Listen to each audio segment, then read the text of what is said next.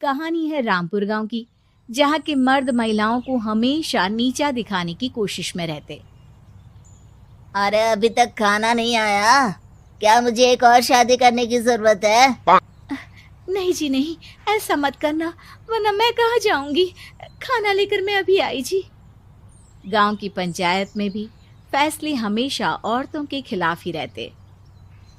मैं जो फैसला सुनाता हूँ वो भगवान की आज्ञा होती है। इस लड़के ने अपने मन से शादी करके अच्छा नहीं किया। लड़के को घर भेज दो और इसकी शादी इसकी जाति की किसी लड़के से करवा दो, लेकिन ये लड़की, इसे तो गांव के बाहर निकाल दो। नहीं नहीं जमींदार साहब, ये क्या बोल रहे हैं? ऐसा नहीं हो सकता। मेरी बेटी मासूम है, इसे अच्छे बुरे की समझ नहीं है। अरे कहाँ जाएगी ये बेचारी? कहाँ जाएगी?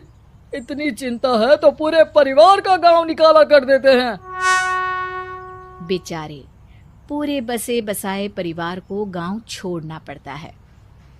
चाहे जो हो, अगर बेटियों को कंट्रोल नहीं कर सकते तो गांव में रहने का कोई मतलब नहीं है।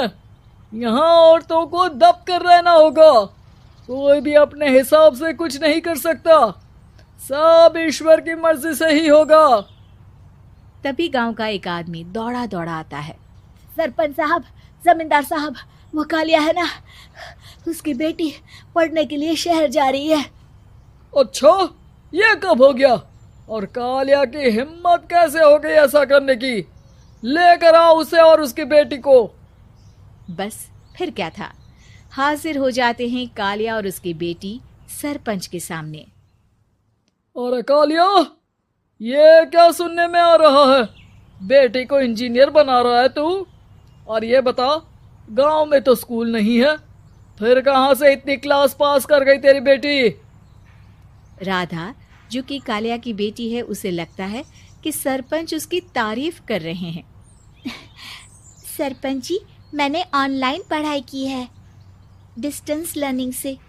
सभी में मैंने अच्छे नंबर पाए हैं, जिसे देखते हुए शहर की इंजीनियरिंग कॉलेज में मुझे स्कॉलरशिप मिली है। वाह जी वाह, क्या होती है ये? पहले तो ये बताओ, फिर आगे की बात करते हैं। पूरा गांव राधा की बात सुन रहा था और राधा बोलती जा रही थी।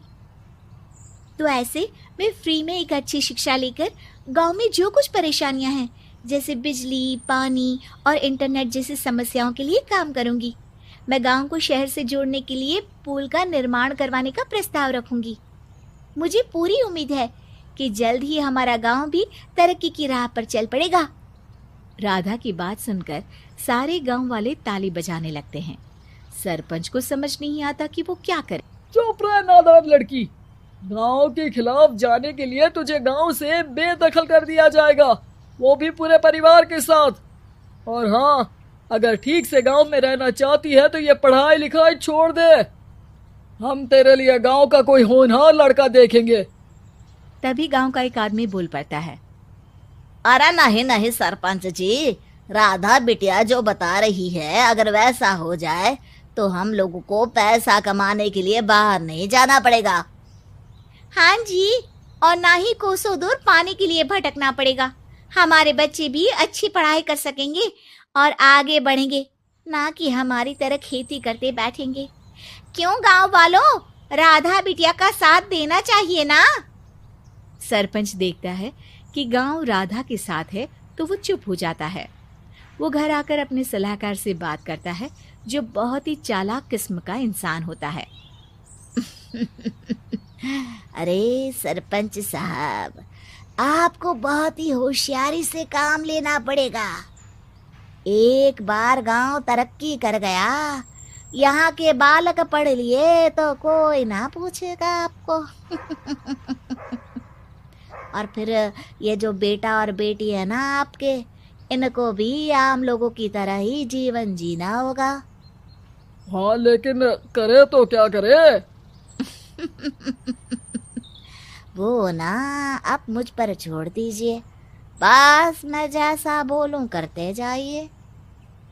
अगले रोज सुबह जब गांव वाले सोकर उठते हैं तो राधा के घर के बाहर और साथ ही वो लोग जिन्होंने राधा का सपोर्ट किया था, उनके घर के आगे लाल रंग से कल आऊंगी लिखा होता है।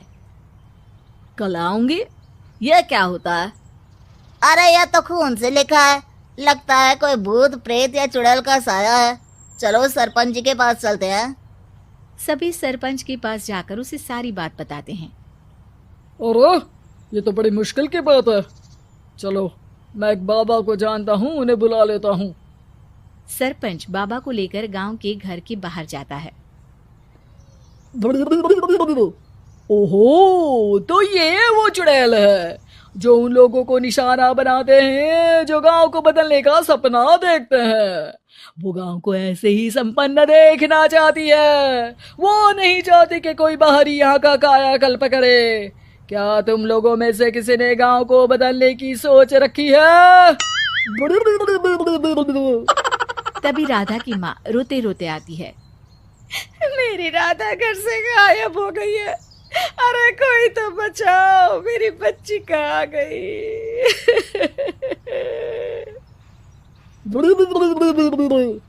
ले गई वो चुड़ैल, तेरी बच्ची को ले गई। अब वो उसे श्रापित करके छोड़ेगी, उस पर चुड़ैल का साया हो जाएगा।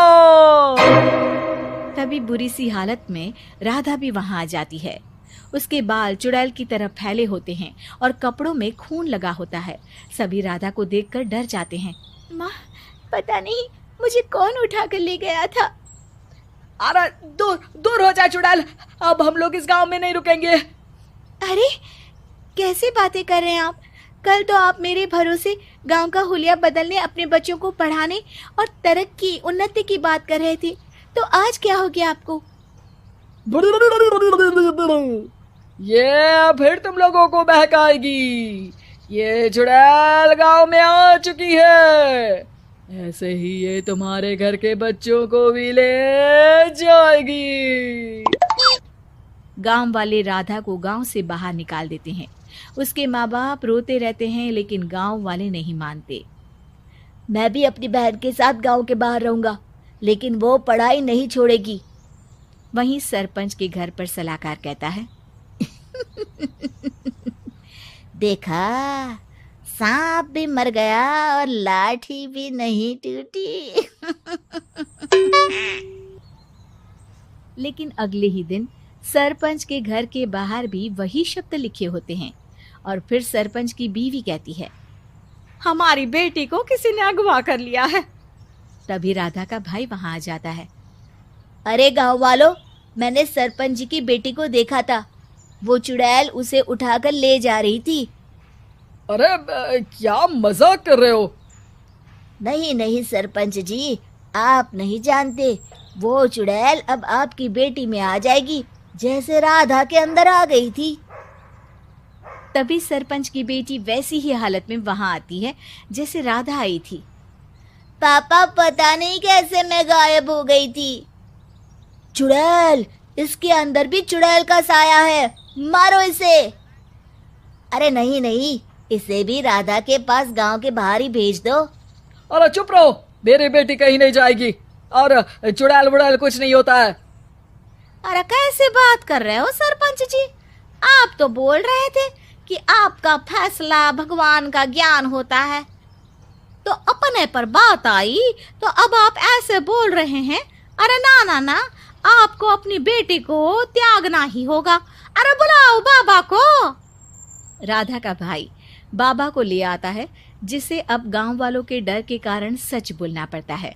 मैं कोई बाबा नहीं हूँ, मैं तो मोची था। ये सलाहकार महोदय ने मुझे कहा था एक्टिंग करने को। अब वो मुझे पैसे देने वाले हैं। अब मुझे माफ कर दो। गलती हो गई, मुझे माफ कर दो। तभी वहां राधा आ जाती है। देखा सरपंच जी, जब गांव के बच्चे साक्षर होंगे तो आप जैसे लोगों की चालाकी नहीं चलेगी।